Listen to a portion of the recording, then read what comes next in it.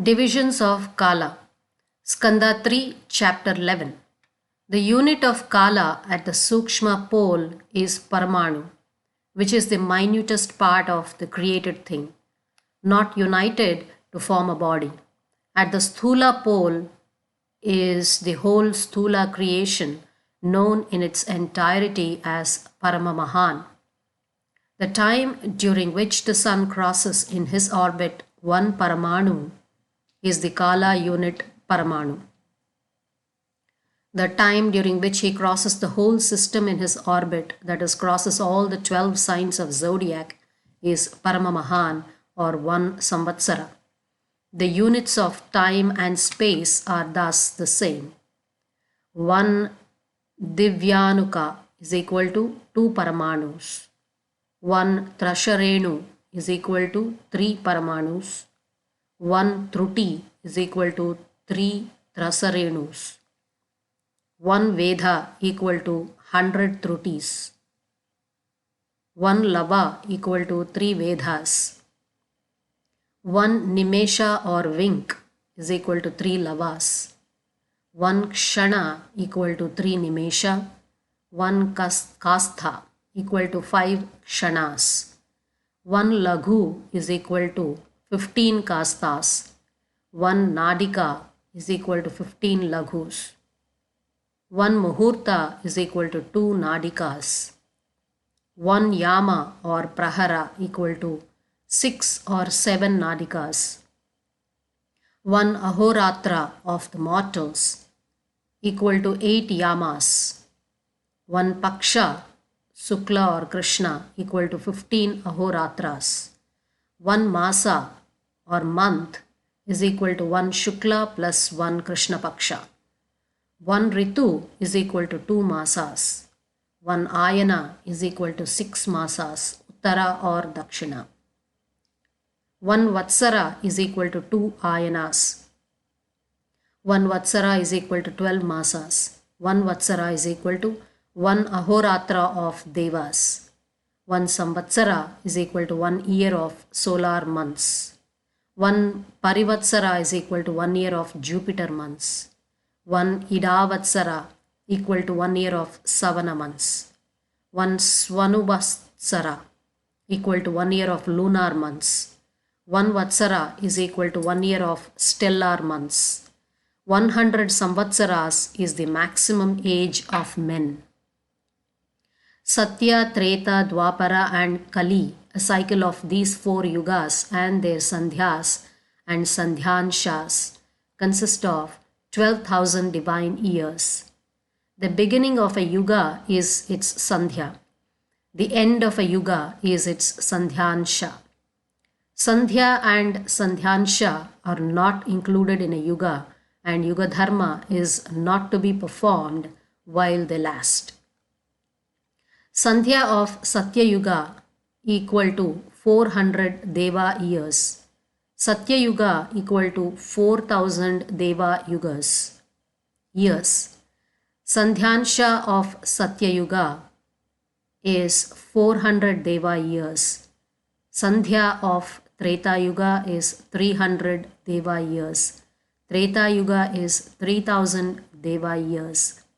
Sandhyansha of Treta Yuga is 300 Deva years. Sandhya of Dwapara Yuga is 200 Deva years.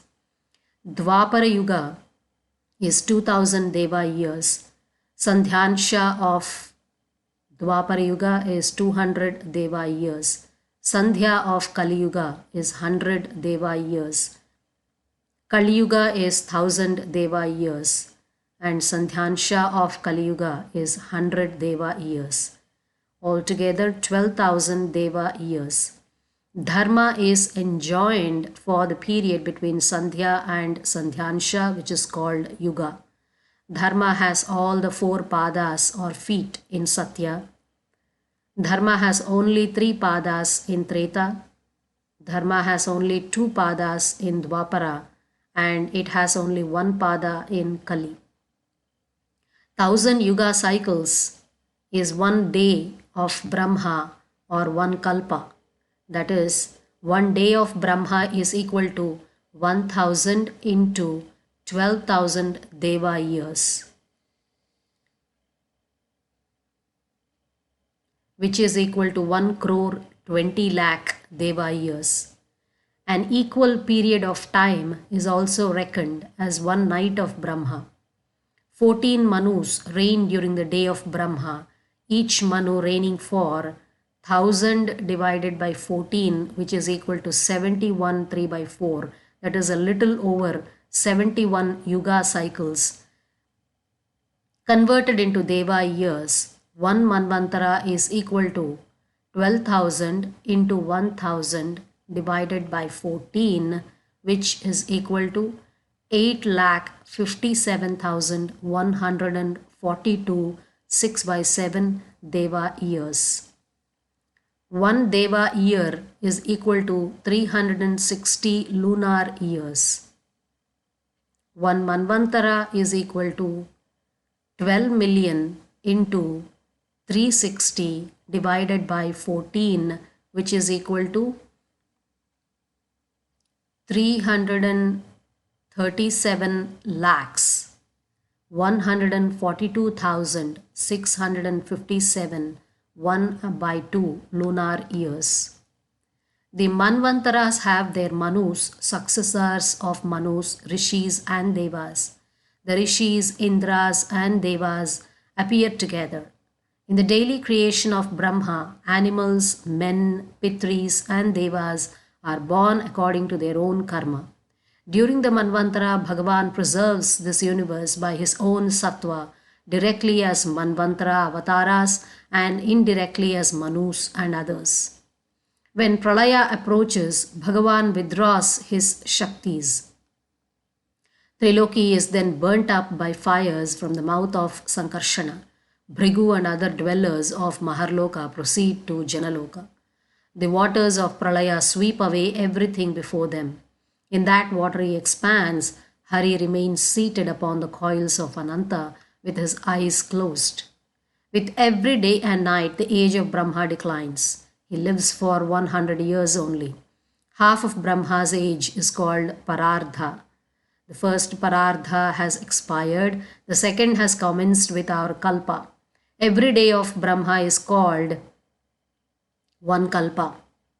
At the beginning of first Parardha was Brahma Kalpa, when Brahma or the present cosmos was born. At the end of the first Parardha was Padma Kalpa, when the Loka Padma appeared at the navel of Hari. The first Kalpa of the second Parardha, which is the present Kalpa, is called Varaha Kalpa. Hari incarnated as Varaha or boar during this Kalpa.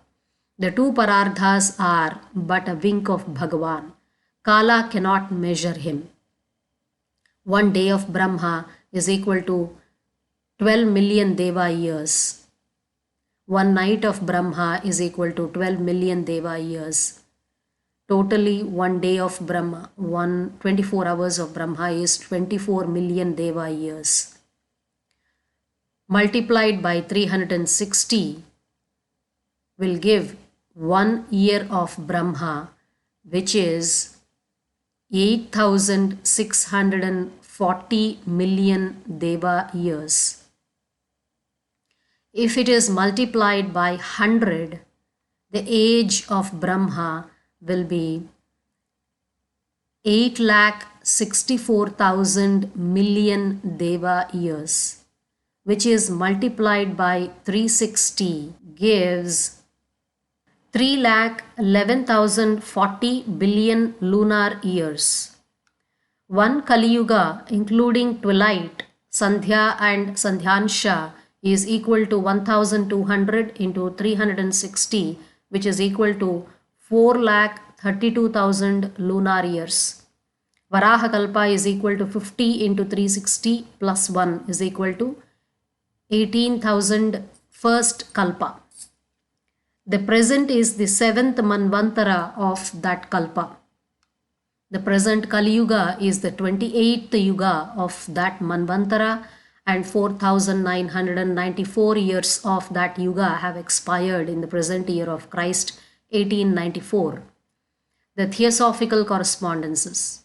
The words kalpa and manvantara are carelessly used in theosophical literature, but I shall use those terms, especially with reference to page 309 of this book, of the second volume of the Secret Doctrine of first edition. One kalpa is equal to 7 rounds. One round is equal to 2 manvantaras. The pralaya at the end of 7 rounds, therefore, means the pralaya of Triloki, the last globe chain of which the moon formed a living planet belonged to Padmakalpa. Our globe D is the 1800,000 first since the birth of the cosmos. There will be 17,999 more such globes. One after each pralaya of globe chains. There will be 18,000 more pralayas of the globe chain. Then there will be a general dissolution or prakritika pralaya, not only of the globe chain but of the whole cosmic system. The creation by Brahma continued.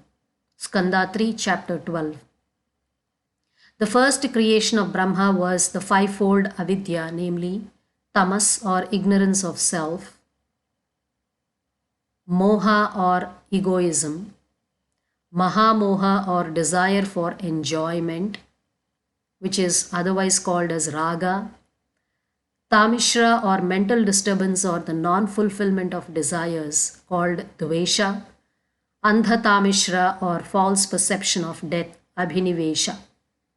Brahma was not pleased with this dark creation. He purified his soul by meditation on Bhagavan and created Sanaka, Sananda, Sanatana and Sanat Kumara. These munis had no performances. They were urdharetas. Brahma, addressing them, said, "Sons, go and multiply yourselves." But they sought moksha and heeded him not.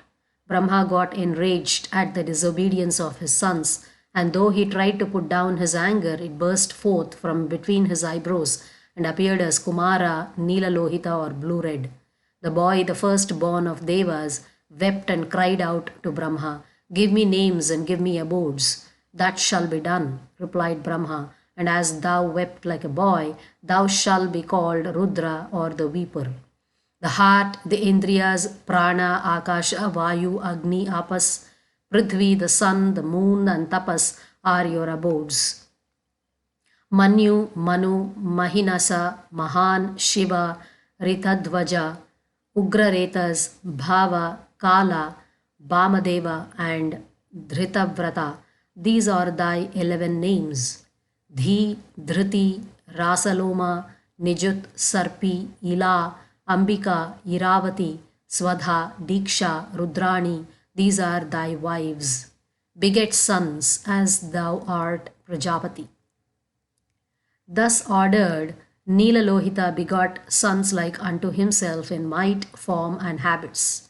The Rudras became numerous and they spread all round the universe, ready almost to devour it. Brahma became afraid of his creation and addressing himself to Rudra said, "O chief of Devas, desist from such creation. Thy progeny with their fiery eyes are consuming all and even consuming me. Take to tapas for the joy of all beings. By tapas thou shalt create the universe as it was of yore. By tapas thou shalt gain that Bhagavan who dwells in all hearts." Amen, said Rudra, and he went into the forests to make tapas. Brahma then begot 10 sons, Marichi, Atri, Angirasa, Pulastya, Pulaha, Kratu, Bhrigu, Vasishta, Daksha and Narada. Narada came from Brahma's bosom, Daksha from his thumb, Vasishta from his prana, Bhrigu from his skin, Kratu from his hands, Pulaha from his navel, Pulastya from his ears, Angirasa from his mouth, Atri from his eyes, and Marichi from his manas. Dharma came from Brahma's right breast, where Narayana himself dwells. Adharma, the parent of Mrityu, came from his back. Kama came from his heart, anger from his eyebrows, greed from lower lip. Vak or speech came from his mouth, the seas from his generative organ, and death from his anus. Kardama, the husband of Devahuti, was born of Brahma's chaya or shadow. So there was creation out of the body and the mind of Brahma. Brahma took a fancy to his water walk. Marichi and his sons dissuaded him from the incestuous connection. And the Creator, in shame, gave up his body, which was taken up by space and which is known as dewy darkness. How shall I bring back all the previous creation? So thought Brahma at one time, and the four Vedas appeared from his four mouths. The yagnas, the Upavedas, the philosophies, the four parts of dharma, and the duties of ashramas also appeared. Brahma had another body void of incestuous impulses, and he thought of enlarging the creation. But he found himself and the rishis, powerful though they were, unsuccessful in this respect. He thought there was some unforeseen impediment, so he divided his body into two. A pair was formed by their division. The male was Swayambhuva Manu, and the female was his wife Satarupa. Since then, creation multiplied by sexual intercourse. Swayambhuva Manu begot 5 children in Satarapa, 2 sons, Priyavrata and Uttanapada, and 3 daughters, Akuti, Devahuti, and Prasuti. He gave Akuti in marriage to Ruchi, Devahuti to Kardama, and Prasuti to Daksha. This changing universe is filled with their progeny. Pre-Manvantari creation. The descent of spirit into matter is indicated by the overshadowing tamas creation. The individuals reach the spiritual plane at the time of pralaya and lose all senses of I-ness. Their memory becomes perfectly dead to all previous connections and experiences, and even as to self as a distinct unit. The child starts with a body of his own and faculties limited to that body. The jiva children that came into existence at the beginning of the universe had, however, nothing peculiar to themselves, and they had even to acquire the senses of I-ness. First, the jiva identifies himself with his body and mind, his own phenomenal basis. For if he identifies himself with the universal spirit, there is no action for him, no working out of his own karma. Though from the standpoint of the highest wisdom, individuality is a delusion, for the one unchangeable, everlasting element in jiva is Atma. And the final stage of development, man has to separate himself from his phenomenal basis and to identify himself with Atma, which is the real self. Still, the sense of separateness is necessary for the process of creation and for the gaining of experiences. This sense is twofold.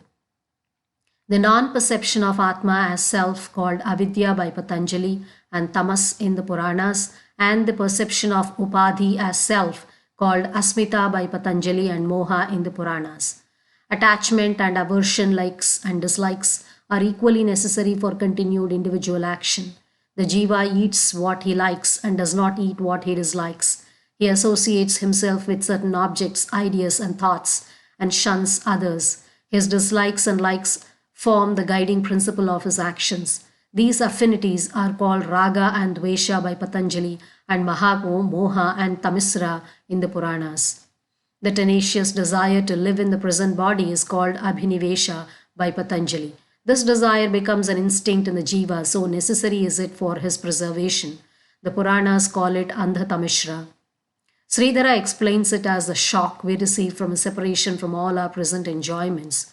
For according to him, the idea of death is nothing but a sense of separation from our present enjoyments. These forms of avidya were called into being that the forms of the previous kalpa might be brought into existence or that the work of creation might be undertaken.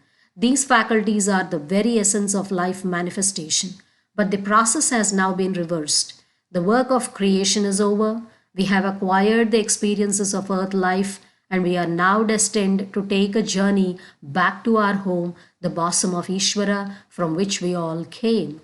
We have now to undo our sense of separateness.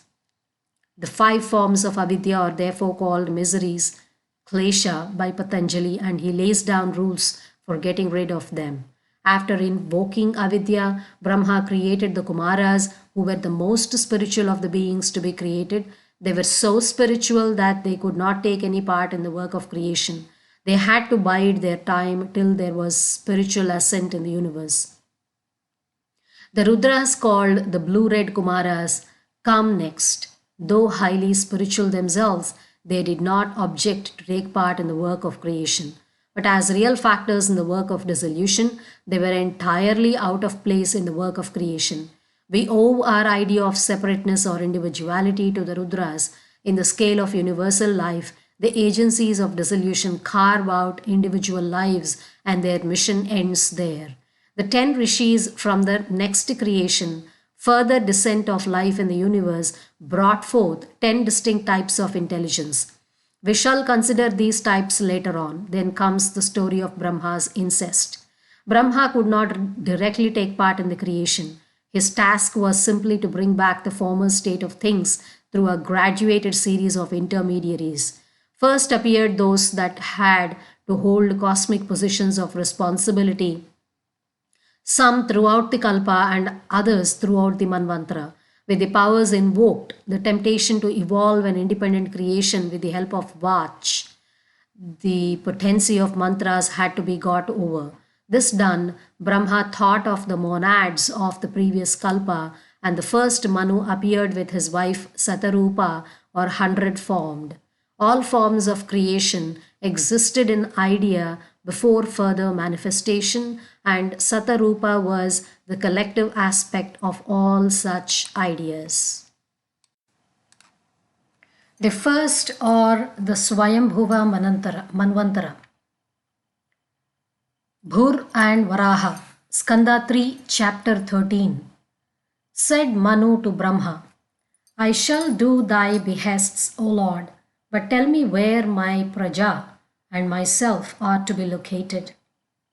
The Bhur of the previous Kalpa, where all beings found shelter, is lost in the great ocean of Pralaya. Bestir thyself and raise it up, O Deva.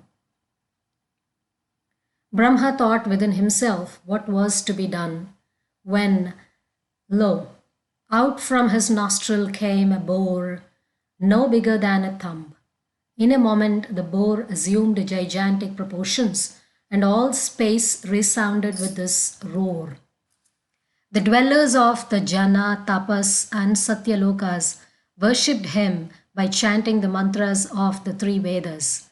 He roared once more for the good of the Devas, and instantly plunged into the waters.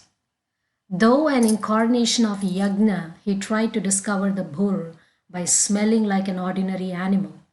He dived down as far as Rasatala and there found the Bhur Loka. He then raised it up on his tusks. The Daitya king Hiranyaksha resisted, and in rage the boar killed him. The rishis then worshipped him, knowing his true form to be Yajna. Thoughts on the above. Bhur is the main system of Triloki. The Varaha Avatara restored the system after the Kalpa Pralaya. Bhur, being the lowest of the 7 lokas, corresponds to Prithvi Tattva and hence to the sense of smell. The boar is preeminently the animal of smell. The materialization of the Prithvi, principle for the purpose of globe formation, was an effort of the energy of the logos, and the smelling out of Bhur by the Varaha is suggestive. The globe evolution is preparatory to monadic evolution. The pent-up karma of the previous kalpa develops itself on the globes. All beings are mutually interdependent for their evolution. They help one another in the work of evolution, and one makes sacrifices that the others may grow. Some have to wait till others come forward. Then they become united in the further race for progress. This great cosmic process, this mutual sacrifice, is yajna itself, which is typified in the boar incarnation.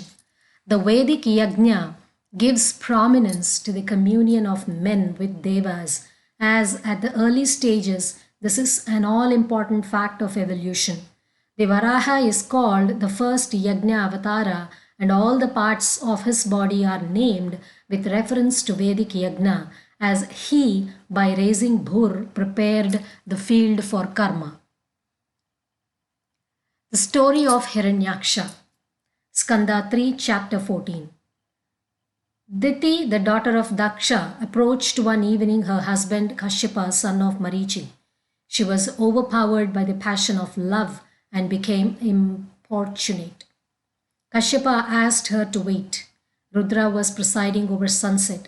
His astral attendants, the Bhutas and Pisachas, were roaming over the universe. With his three eyes representing the sun, moon, and fire, he could see everything. His hesitation to yield to Diti was of no avail, and the Muni had to yield.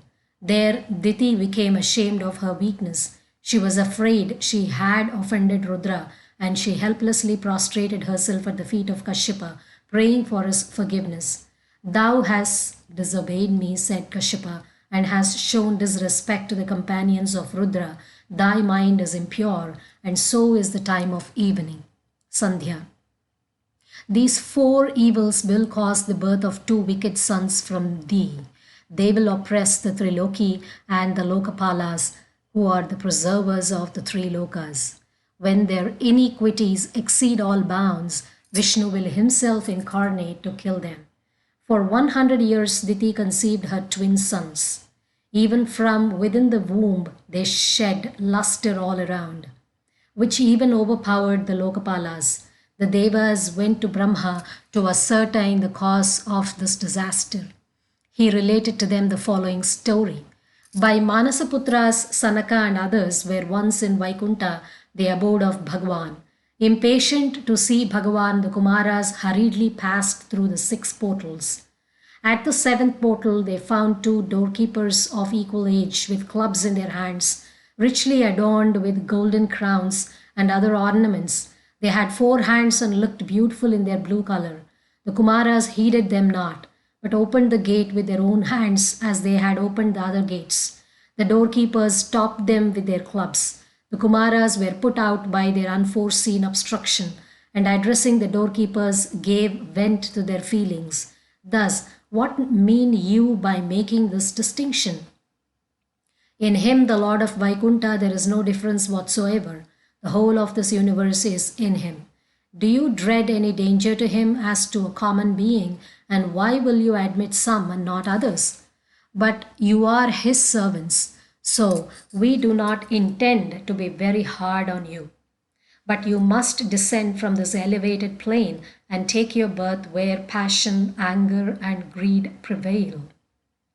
The doorkeepers became terrified at this curse and fell at the feet of the Kumaras. All that they prayed for was that while passing through the lowest births, they might not have moha, beclouding their recollection of Bhagavan. Bhagavan knew what had transpired outside. He hastened on foot, with Lakshmi by his side, to where the Munis stood. The Kumaras prostrated themselves before him, whom they had so long meditated upon in their hearts. With intent eyes they looked steadily on him and longed to see him again and again. The Kumaras lauded him with words full of import. Bhagavan, addressing them, said, These my doorkeepers are by name Jaya and Vijaya. They have slighted you, and it is right that you have cursed them. I sanction that curse, for they are my servants, and I am indirectly responsible for their deeds. I always respect Brahmanas as my glory is derived from them. These doorkeepers did not know my regard for you, and they therefore unintentionally slighted you. But they shall instantly reap the fruit of their evil deeds and come back to me when their punishment is over. Please, therefore, decide where they are to go. The Kumaras knew what to say. They thought they had not done right, and they asked to be excused. It was all right for thee to extol the Brahmanas in this way, for thou art the preserver of dharma, and thou teachest others what to do. But if really we have done wrong, let us be punished, and let not our curse visit these innocent doorkeepers, Bhagavan replied. It is I who have uttered the curse through your mouths. My will shall be done. These doorkeepers shall be born as asuras, but they shall come back to me speedily. These 2 doorkeepers, O Devas, have now appeared in Diti's womb. I have no power to overcome them. But when the time comes for the prevalence of sattva, Bhagavan himself will do what is needed. The Devas went away and waited for events. The two Daityas, Hiranyaksha and Hiranyakashipu, were born of Diti after a conception of 100 years. Hiranyaksha, though elder by birth, was younger by conception. Thoughts on Hiranyaksha. Diti is literally cutting, splitting, or dividing. Jaya and Vijaya mean victory. Hiranya is gold. Hiranyaksha means gold-eyed. Hiranyakashipu means gold-bedded. The key to the mystery lies in the fact that Jaya and Vijaya were the doorkeepers of Vishnu, and their external form was that of Vishnu. The Purusha in the heart is the counterpart and microcosm of the Purusha in the universe. And we have found above that the 5 or 10 doorkeepers or Brahma Purushas in the heart are the 5 or 10 pranas in man. By analogy, therefore, which is a potent factor in the solution of mysteries, we find that Jaya and Vijaya are the two manifold manifestations of prana in Vaikuntha, the ingoing and outgoing energies of Purusha. The life principle is an aspect of Bhagavan and stands at his very gate. It is this outer aspect of Purusha that is the mainspring of all material activities, of all life manifestations, and of the material development of the universe. The duality represents tamasic inaction and rajasic activity. Hiranyaksha would have no life manifestation, no appearance of globes. He would continue a state of things verging on pralayic sleep. Hiranyakashipu was the very ideal of material greatness and material grandeur. Kumbhakarna slept and Ravana worked. The brothers Jaya and Vijaya passed through the dividing energy of Diti to cause the material manifoldness of the universe. The Varaha, as representing the awakened Jivik karma, fought with the Asura that opposed the development of that karma, which could only fructify on the Bhur system. Deva and Devayoni creation. Skanda3, chapter 20. Vidura asked Maitreya, how did Marichi and other rishis and also Swayambhuva Manu carry out Brahma's orders to create? Maitreya continued the story of creation in reply to Vidura. We have heard of the primal dark creation of Brahma consisting of fivefold avidya. Referring to that, Maitreya said it was a creation of shadows. Brahma was not pleased with this shadowy creation. He gave up the dark body and it became night. At that time, Yakshas and Rakshasas were born and they took it up. The body was not only dark, but it was a seat of hunger and thirst. The newborn, therefore, in their hunger and thirst, ran after Brahma to devour him. Some of them said, have no mercy on him as father. Others said, devour him. Brahma became afraid of them and said, save me, you are my sons. You should not devour me. Those that said devour are Yakshas, and those that said do not save him are Rakshasas. Brahma then created the Devas with his radiant Sattvika body. This body, when given up, became day and the playing Devas took it up. Brahma then created the Asuras out of his thigh. They became extremely passionate and ran after Brahma void of all shame. In great distress, Brahma prayed to Vishnu and the Creator was told to give up his body of passion. The body was given up and it became Sandhya or evening. The Asuras accepted Sandhya as their wife. Evening is a time for lust and passion. Brahma then created the Gandharvas and Apsaras with his body of beauty, which when given up became moonlight. With his indolence, Brahma created the Bhutas and Pisachas. They were stark naked and had long loose hair. Brahma closed his eyes on seeing them. After a time, he gave up his yawning body and the Bhutas and Pisachas took it up. The body that causes secretion is called sleep. That which causes delusion is madness. Indolence, yawning, sleep, and madness, all these four were taken up by Bhutas and Pisachas for their body. Brahma knew his powers and he created with his invisible body the Sadhyas and Pitris. By his power of becoming invisible, he created Siddhas and Vidyadharas and gave them his body with that power.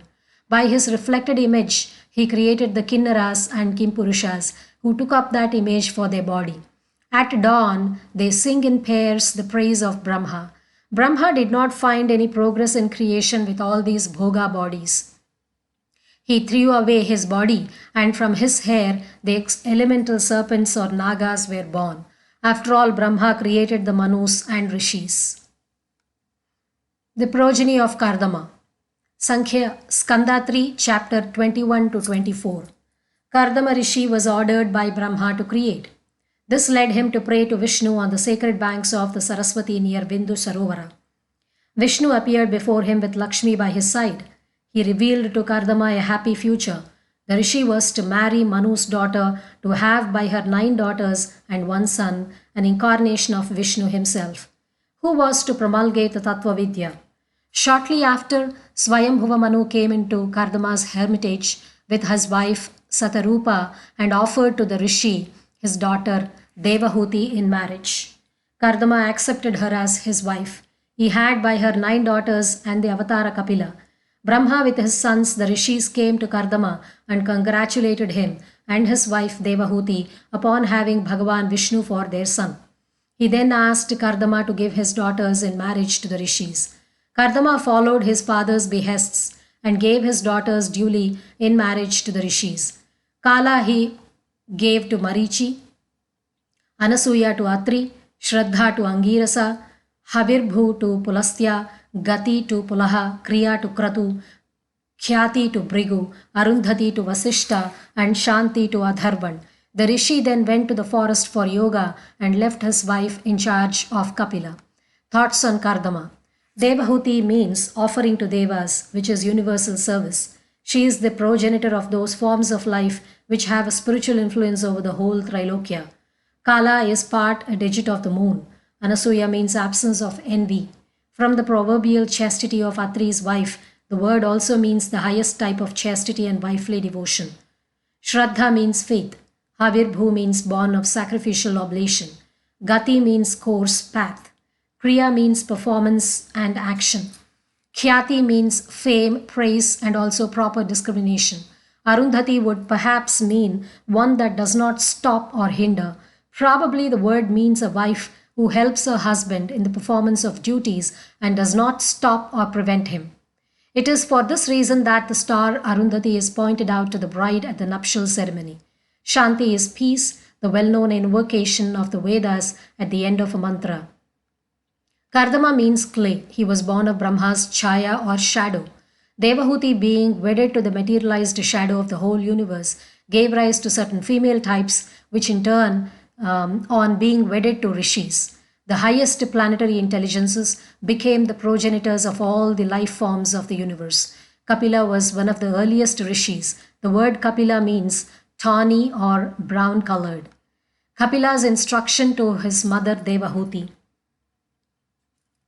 Skanda3, chapter 25 to 33. We now come to an important part of the Bhagavata Purana, the teachings of Kapila to his mother in the yoga philosophy of the Bhagavat Purana. They adapt the Sankhya and the yoga systems to bhakti or devotion. For a full knowledge of the teachings, I refer my readers to the Purana itself. I shall only give the salient points and avoid details as much as possible without breaking the continuity of the discourses. Yoga directed towards Atma brings about mukti. Chitta attached to the transformations of gunas causes bondage. Attached to Purusha, it causes mukti. When the mind is pure and free from distractions, man perceives Atma in himself by wisdom, dispassion, and devotion. There is no path so friendly to the yogins as constant devotion to Bhagavan. Company of sadhus opens wide the door to mukti. They are sadhus who have forbearance and compassion, who are friendly to all beings, who have no enemies, who are free from passions, and above all, who have firm and undivided bhakti in me. They give up all for my sake, and they hear and speak no words that do not relate to me. Their company removes the impurities of worldliness. Men first hear about me from the sadhus. By faith, their heart is drawn towards me and they have devotion for me. Devotion causes dispassion and makes easy the path of yoga. By indifference to the guna transformations of Prakriti, by wisdom fostered by dispassion, By yoga and by bhakti offered to me, the jiva attains me even while in his body. When the indriyas, the senses and the mind that manifest the objects of external and internal perception, become trained by the performance of Vedic karma, their spontaneous vritti or function in a man of concentrated mind is in sattva, which is the same as Vishnu. This vritti, which is void of all selfishness, is bhakti in Bhagavan. It is superior to mukti. It instantly destroys the kosha, astral body, as the digestive fire consumes food. The devoted have no yearning for that mukti, sayujya or nirvana, which makes the jiva one with me. But they prefer ever to talk with each other about me, to exert themselves for my sake, and ever to meditate on me. Mukti comes to them unasked. My vibhutis, the 8 siddhis, anima and etc., and all the glory of the highest lokas are theirs, though they want them not. I am their teacher, their friend, their companion, their all. So even Kala cannot destroy them. Purusha is Atma. He is eternal, void of gunas, beyond Prakriti, all pervading, self luminous, and all manifestating. Prakriti is Pradhana, one in itself, but is also the source of all differences, Visesha, possessed of 3 gunas, unmanifested and eternal. The 24 transformations of Prakriti called Pradhanika or Saguna Brahma or 5 Mahabhutas, earth, water, fire, air and Akasha. 5 Tanmatras, smell, taste, rupa, touch and sound. 10 Indriyas, ear, skin, eye, tongue, nose, speech, hand, foot, upastha and payu. 4 divisions of Antahkarana, Manas, Buddhi, Chitta and Ahankara. Kala is the 25th, but according to some, Kala is Prabhava or Shakti of Purusha. Those who identify themselves with Prakriti are afraid of Kala. Kala, as the outer aspect of Purusha, disturbs the equilibrium of gunas in Prakriti. Purusha energized Prakriti, and the gunas led to the transformations following the action of Daiva or Karma, Jivik record of previous Kalpa. Prakriti brought forth the refulgent Mahat Tattva. The seed of the universe was in the bosom of Mahat, and it manifested the universe and destroyed the darkness of Pralaya by its own light. Chitta, which is Vasudeva, and Mahat is Sattva, transparent and pure, and the perception of Bhagavan is achieved by this division of Antahkarana. Transparence, fitness for the full reflection of Brahma, immutability and tranquility are the characteristics of Chitta as of water in its primal state. Mahat Tattva was transformed into Ahankara Tattva with its Kriya Shakti. Ahankara became threefold: Sattvika, Rajasika and Tamasika, that is Kartri or cause, Karana or instrument, and Karya or effect. Sankarshana is the Purusha of Ahankara. He is the 1,000-headed and Ananta. Manas is Sankalpa and Vikalpa. It is the generator of Kama. So Aniruddha, the king of Indriyas, blue as the blue lotus of autumn, the Purusha of Manas, has with patience to be got over by yogins. Buddhi is the Rajasa transformation of Ahankara. The perception of objects, dependence on the Indriyas, doubt, wrong knowledge, right knowledge, memory, and sleep. These are the functions of Buddhi. Pradyumna is the Purusha of Buddhi. The terminology here adopted will appear strange to the Vedantan scholar. The divisions of Antahkarana are here adopted to the sacred tetratis or Chaturvyuha, consisting of Vasudeva, Sankarshana, Aniruddha and Pradyumna. In devotional practice, Antahkarana should be made the channel for higher communion, and its divisions are the divisions of spiritual perception. Chitta is the highest aspect of Antahkarana, corresponding to Mahat Tattva in the universe, with the Purusha always reflected in it. This aspect corresponds to Vasudeva, the highest Purusha in the Tetractis. Ahankara is the bare individuality transformable into peculiarities, but not so transformed. Sankarshana is the corresponding Purusha. Manas is Kama or desire brought on by likes and dislikes. It consists of the mental tendencies of attachment, repulsion and indifference. Aniruddha is the corresponding Purusha. Buddhi is in one word the Chitta of Patanjali, that which functions through the physical brain. Pradyumna is the corresponding Purusha. The Indriyas are also the Rajasika transformations of Ahankara. Prana through its Kriya Shakti gave rise to the Karma Indriyas. Buddhi through its Jnana Shakti gave rise to the Jnana Indriyas. The Tanmatras and the Mahabhutas then came out in order of transformation. All these principles could not, however, unite to bring forth the creation. Purusha then permeated them, and the cosmic egg with its covers was formed. Details are given as to how the Indriyas and the Antahkarana with their Adhyatma, Adhibhuta and Adhidaiva appearing in the Virata Purusha rose up from sleep, as it were only when Chitta finally appeared. Kapila then dilated on the relations between Purusha and Prakriti, using the illustration of the sun reflected on water and re-reflected on the wall. He showed how mukti could be attained by discrimination of Prakriti and Purusha, the seer and the seen. Devahuti asked how mukti was possible when Prakriti and Purusha were eternally coexistent and interdependent in manifestation. A man might for a time realize that the Purusha was free from the fears of relativity, but his karma had connected him with the gunas, and the fears would recur as the ultimate cause could not be removed. Kapila replied, by unselfish performance of duties, by purification of mind, by intense bhakti in Bhagavan, fostered by the recital of his glory, by wisdom based on the knowledge of the tattvas, by strong dispassion, by austere yoga, by intense concentration on Atma, Prakriti becomes daily subdued and it is finally consumed, even as the wood is consumed by its own fire caused by constant friction. Given up as already enjoyed and constantly found fault with, Prakriti does no harm to the Purusha centered in self.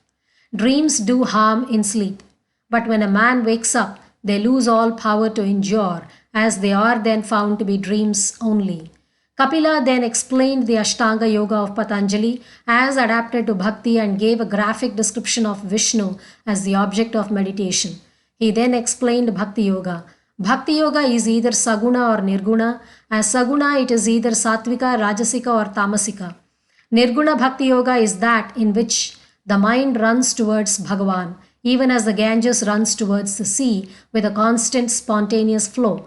The devoted spurn Salokya, Sarshti, Samipya, Sarupya and Sayujya union, even when offered to them, and they prefer to serve Bhagavan ever and ever. Compassion and friendliness to all beings are the essential qualifications of the devoted. They must be humble, respectful, and self-controlled. They must pass their days in hearing and reciting the glory of Bhagavan. Kapila then described in vivid terms the life and death of a man of the world and his passage after death to Yamaloka. He described the rebirth and went through every detail of fetal existence. The fetus acquires consciousness in the 7th month and gets a recollection of previous births. This recollection is lost on being born. Those who selfishly perform their dharma and worship devas and pitris go to Somaloka, and after partaking of Soma, they are again reborn, and even their lokas are destroyed with the daily pralaya of Brahma. Those who unselfishly perform their duties and give themselves up entirely to the Supreme Purusha go through Surya to the cosmic loka of Paramapurusha. The worshippers of Hiranyagarbha or Brahma reach Brahmaloka or Satyaloka and there wait for 2 parardhas, that is for the lifetime of Brahma, and upon the final dissolution of Brahmananda go to the cosmic plane of Paramapurusha. Brahma, Marichi and other rishis, the Kumaras and Siddhas, do their assigned work unselfishly, but their upasana admits of distinction. So they are absorbed in the second or the first manifested Purusha at Pralaya and become reborn at creation.